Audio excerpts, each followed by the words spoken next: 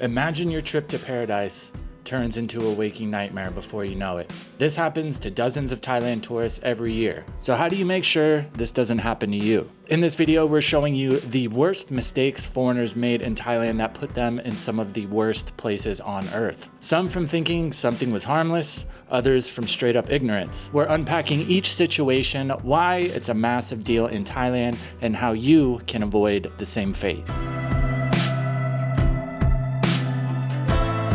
How's it going? I hope you are doing well. Welcome back to the channel. Now, it is no secret that Thailand is world renowned for being an island beach paradise. And another thing that helps to attract millions of tourists each year is Thailand in general is just a very laid back place. But the reality of that being true comes in stark contrast to a few situations where if you find yourself in them while you are in Thailand, you're likely to end up in some very awful places. We're gonna talk about a few Thailand tourist horror stories, the mistakes they made, and how we can all learn from them so we don't make the same. Our first story is in reference to a Chinese couple that was arrested here for filming some indecent acts in public. They were arrested for it. Of course, this is something that Thailand takes very seriously. Once they were apprehended, they mentioned that they had done this in multiple countries before, and they quote unquote didn't know it was illegal. Now, you may or may not know that in Thailand, when it comes to companionship, a lot of things aren't necessarily that big a deal. But culturally, when it comes to things like public displays of affection,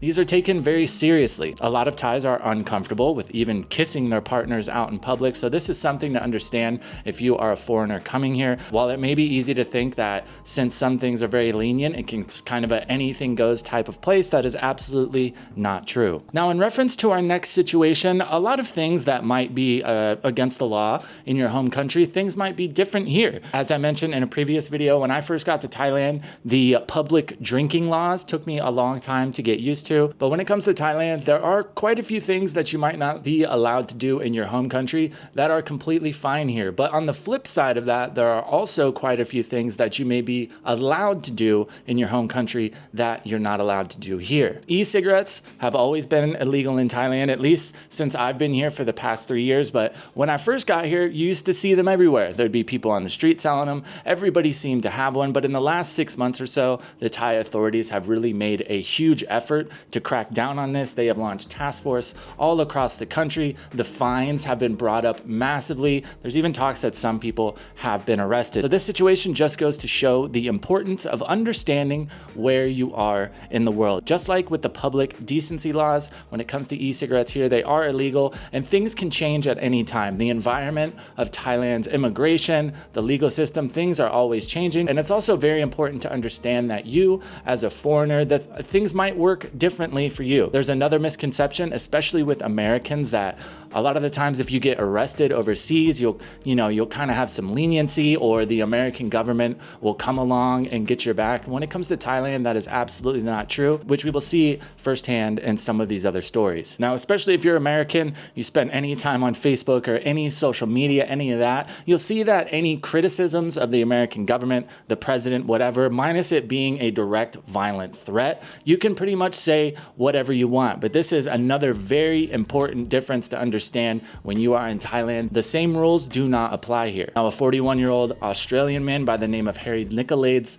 learned this the hard way. He was arrested in August of 2008 at Bangkok Suvarnabhumi Airport over a self-published 2005 novel. In January of 2009, a Bangkok court sentenced him to 6 years in prison for mentioning these things in his previously published novel. Now, through my delves in social media and a lot of expat groups, I've seen multiple people come out and say, oh, as long as you're not going out or you're not, making blatantly public stories, or you're not going out and protesting in public and blah, blah, blah, you can say whatever you want and you'll be fine. This is absolutely not true. This is a terrible idea. Thailand authorities, just like everywhere else in the world, they have dedicated officials who spend time online. They spend times in these groups on these social media apps looking for people who are breaking the laws. This is not one of those situations where you're going to get taken to the police station, you're going to pay a couple thousand baht, and then you're going to be sent on your way. This pertains to foreigners, especially Thai nationals. It does not matter. This is a rule you cannot afford to break. And I hope I don't have to tell you that a prison in Thailand is absolutely somewhere you do not want to be. be. Another thing that's very important to understand if you're a foreigner that's planning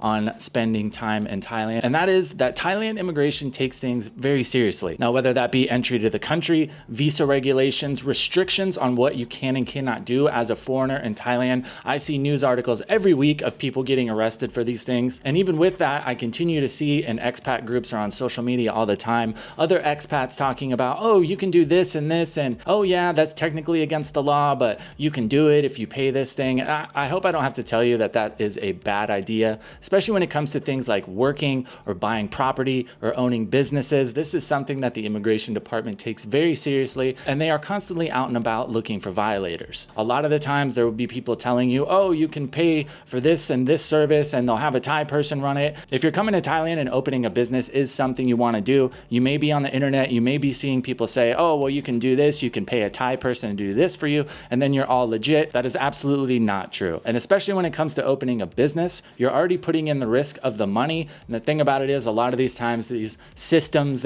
people try to sell you to get around it. Is, oh yeah, you just make a Thai person the sponsor, you just give them this and this. And a lot of the time what ends up happening is this foreign investor ends up getting in trouble for running an illegal business. They had the Thai sponsor as, on the masthead, they're the majority owner. So what ends up happening, you as a foreigner, you'll get arrested, you're gonna have to pay a ton of fines. And at the end of the day, that person you paid to be the figurehead of the business to make sure you were all legit is gonna be able to keep the business because they're the majority owner and they're not gonna have to pay any of the fines, and you're gonna get stuck with everything. And this next situation just goes to show that doing these things illegally as a foreigner in Thailand, a lot of the time people will tell you, oh, you can just pay fines. And this next story shows us that that is not always true. James Morton, a 25-year-old Brit, was arrested in Bangkok for working illegally. He was sent to the notorious Immigration Detention Center, IDC, in Sathon, described as more brutal than high-security prisons. For 5 months, he endured extreme overcrowding, minimal communication, and no clear release timeline. One thing that I have noticed a lot since I started traveling, with some Americans especially, they go overseas, and as Americans, I've been guilty of it too, we have this idea of how legal proceedings work, or the rights that you have. Thailand's jail and prison system, just like a lot of places in the world, is extremely overcrowded, so this is not the only situation where somebody has waited in one of these detention centers for months before their case even begins to be processed. And I'll tell you, back home, I've made some poor decisions, and that situation of when you're just kind of waiting in limbo, you don't really know what's going to happen, it's hard to get in contact with your family or anybody else who might be wondering where you are. It is one of the most awful situations if you're in your home country, let alone if you're in one of those places here in Thailand. This is another situation that just goes to show, if you're a foreigner that gets arrested for breaking the law in Thailand, things are not going to be more lenient towards you. I have read and seen countless situations where the exact opposite of that is true. Now, especially when it comes to expats moving to Thailand, myself included, a lot of people come here with a dream or an idea of a new life in a new place. Maybe you're ready for just a change of environment, but one thing I continue to see with a lot of people that come here,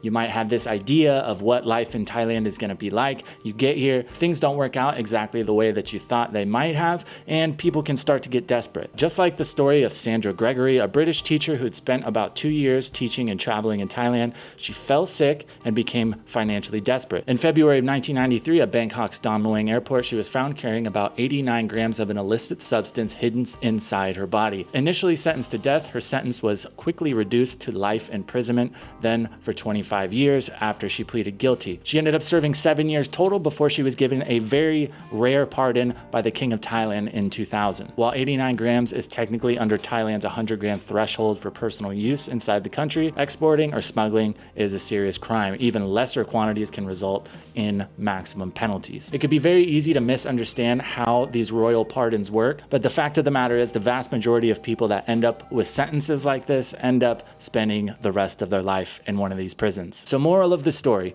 when it comes to Thailand, it's a very relaxed place. There are a lot of things you can do here that you might not be able to in your home country, and a lot of the time, as long as you're not bothering anybody else, you'll be okay. But these stories just go to show the importance of understanding where you are, what you're allowed to do, and what you're not allowed to do. If you did make it this far in the video and you enjoyed it, you know what to do. If you would like to see more content from Thailand, after checking last night, about 75% of you guys are not subscribed. So if you'd like to be notified about future videos, go ahead and subscribe below. And as always, I hope you have a great day. I'll see you guys in the next one. Doors that way.